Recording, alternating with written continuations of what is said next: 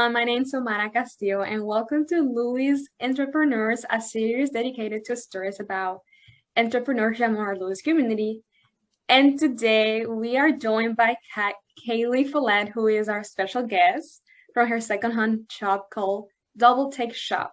So she's also studying here at Louis University, and today her story is very amazing, very interesting too. And I think this is going to help us to learn more about social media and how we can make the best use to grow our own business. So let's say hi to Kaylee, and also Kaylee, please introduce yourself and a little bit about your business too. Thank you.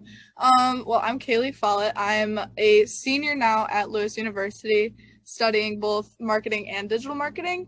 I also run the social media accounts for the Lewis Innovation Hub, and on the side, I tutor part-time in both physics and math. So I'm busy already, but my business is a secondhand curated shop, and I started it in August of 2020, so last year.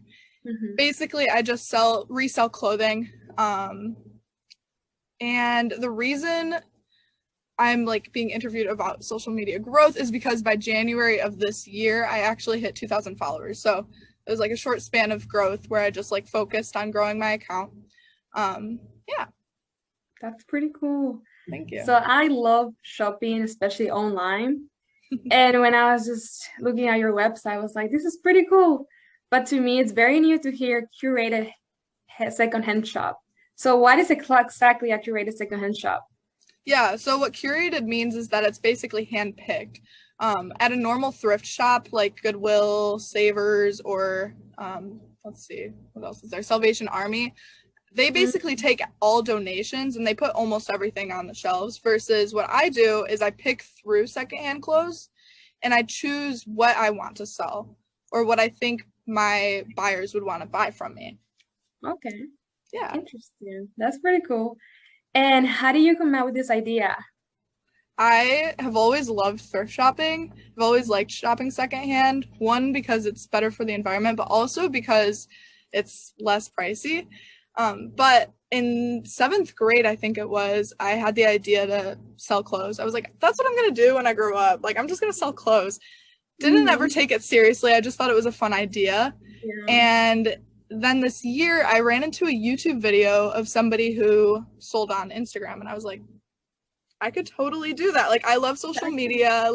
It's so up my alley. So I decided to take one of my Instagram accounts that just had a couple followers on it and turned it into DoubleTake.Shop. That's so nice. Very creative too. Thank you. Nice. So you said that that's very good for the environment. So what are your thoughts about the clothing industry, fashion industry, and pollution? Yeah, well, the clothing industry is one of the most polluting industries in terms of their production. And a lot of clothes don't have a very long lifespan. So it's just a wasteful industry, even though everybody basically buys clothes. Everybody has to wear clothes. Exactly. But it is super polluting and very wasteful. So just buying secondhand helps prolong that lifespan of a clothing piece and kind of prevents it from going into that cycle or going into a landfill. That's true. I guess you're right, because as I said before, I love shopping, but I also like taking care of my planet, And I have been watching so many documentaries about pollution and clothing. And now that you're saying this, it's okay, that's a good idea, buying a secondhand shop. That's pretty good, actually. And you get super unique pieces. Almost every time I wear an outfit and somebody compliments something that I'm wearing, it's something that I thrifted, and I can't be like, oh, you could buy this at H&M. You can't, because it's old. I don't know. Right. That's pretty cool, actually. And talking about the business and the Instagram account, so what were some of the initial challenges that you have since the beginning? Yeah, in the beginning, like I said, I didn't have many followers. So that was one challenge that I had, was trying to figure out how to grow a following on my account. Also, just figuring out how to go about selling clothes, buying clothes, selling clothes, being able to ship it out, how to talk to my customers, how to take pictures of the clothes. Each little part of the business was something that I had to figure out from the beginning. So I did a lot of research, and luckily the reseller community is actually a very friendly community. So I was able to also talk to some people about that.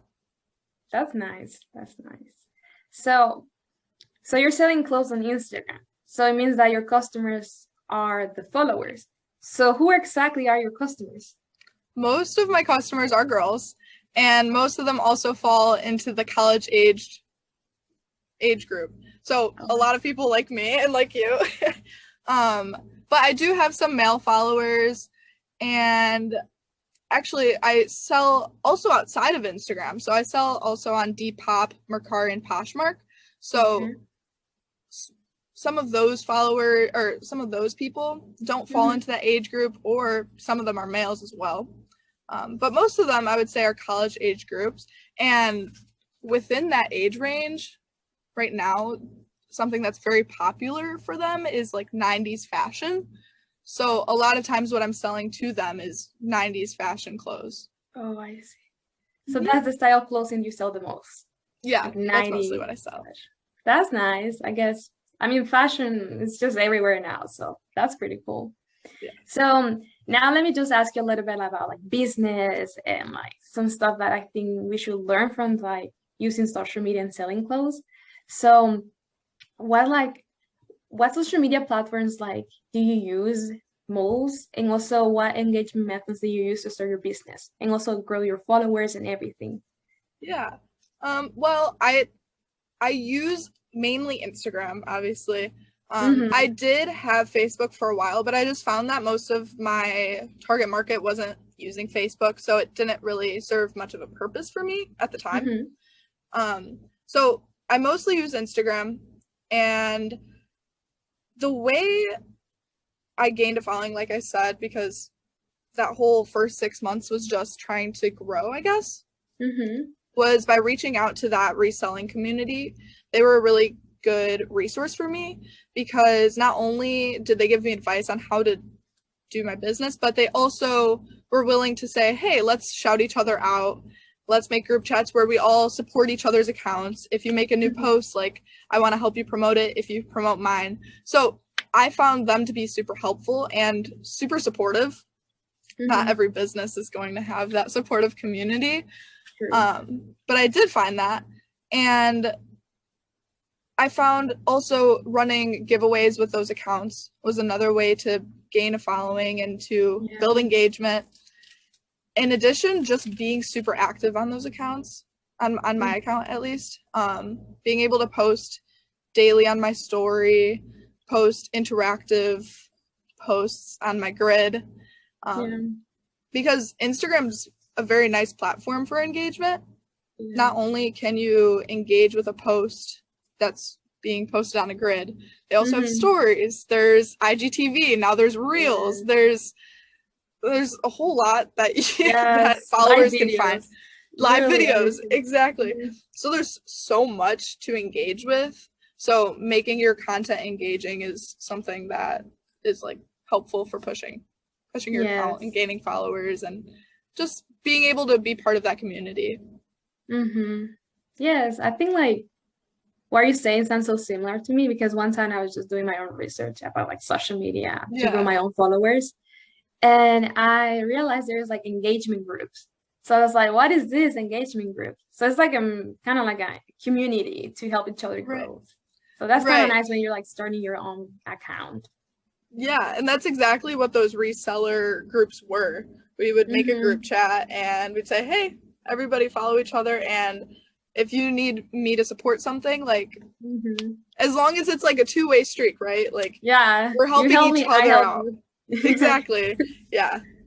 That's nice. That's nice. So with the whole pandemic, like, everything has changed so much. And how has the pandemic affected your business? Well, I didn't start my business until like August. So the pandemic had already been in effect for a while. So I can't really say how it would have changed anything from prior to the pandemic. But I do believe that a lot of people started shopping online. So I think that for me, it was very helpful. And also, I think a lot of people were trying to spend less money because they weren't able to work as much. That's So true. I think both of those things may have been positively impacting my business. And also kind of understanding that people were buying online made me realize, oh, okay, like everybody's going through changes as like time goes on. So right now, for example, people are ready to get out. And so people are ready to start buying in person again. So I might see online sales maybe go down a little bit. Like I'm not exactly sure, but I could see that happening. Yes. Very interesting. I guess you will see as time progresses how by your customers, I'm telling you. Yeah. So based on that, like, how are you planning to use your social media this year? Yeah, so I'm actually going to stop using social media, or at least my Instagram account, as a primary source for selling. I'm going to start using Depop, Mercari, and Poshmark as my primary sources or selling platforms, I guess. Yes. Because they're just more organized. I want to start using the Instagram as a kind of a community to talk about thrifting, to talk about fashion, to talk about reselling. So all of those sorts of things. Be able to have a conversation with other resellers and also other people who just love fashion or love secondhand clothing. So yeah. So that's kind of what I'm trying to do this year. I'm also starting to sell in person. So like I said, everything's starting to open up a little bit. My brother and my dad, they have been part of a craft show for about a year now. And at the Bolingbrook Promenade, they do Thursday nights. Every Thursday night of the summer, they have a craft show. So I actually got a spot there. So I'm going to be selling my clothes there. So hopefully I can also use the Instagram as a way to promote that. But I think it's mainly going to be a platform for me to host conversations about things that I love and things that my followers love. I see. I mean, it sounds fun, and you will see actually if it works or not. Like based on like how is it going, you're gonna be like, you know what, I should go back and use my Instagram for selling. It's just like trying out and see how it works. Yeah, trial and error, and it's something that I could be flexible with. Yeah, that's true. So what advice will you give to someone that is looking to use social media to sell products online, and how can I grow my business, I think one of the most important things is to be active on social media if you're trying to use it as a platform. So being active and being able to engage with your followers and your target market. And also to have a plan and understand what steps you need to take. So planning it out ahead of time is helpful. You're not always going to be organized. Right now, I feel like a challenge I'm facing is I'm totally disorganized because I'm trying to figure out the in-person show, the craft show, at the same time as being able to post online and have all my selling platforms and also have my Instagram platform. So I'm disorganized right now, but I think it's important to have a plan to be able to sell product. Of course. Yeah, I agree with you. But do you use like any like websites to make your posts every day? Or do you have like your own self, like, hey, I'm gonna post at 9 p.m., something like that? Yeah, so for DoubleTake, I actually just post organically, so I'll post it on my own time. For the Lewis Innovation Hub, that's something that I plan out and schedule ahead of time. There's tools like Hootsuite. They also have Facebook Business Suite. There's a lot of tools that you can use to do that. And I think if you don't have the time to post organically or to plan it out ahead of time, I think or if you do have the time to plan it out ahead of time, I think using one of those tools is like super helpful because you can kind of hold yourself accountable and know that you're continuously posting on those platforms. Yes, I agree with that. Yeah. Just my last question here. I don't want to keep asking you too much. So in general, what are your plans, your future plans for your business? Yeah. Well, as of right now, I'm excited to spend the summer selling in person at the craft Yeah. shows. I'm really excited for that change. As much as I love selling online, I will continue to keep doing that. But I'm super excited Yes. to switch things up. After the summer, I'm not sure if I will continue doing craft shows, but I definitely will continue to post on my selling platforms on Depop, Mercari, and Poshmark as outlets for my shop. Yes. I mean, I guess you're gaining a new customer here because I like saving, I like clothing and fashion, and I use Instagram a lot.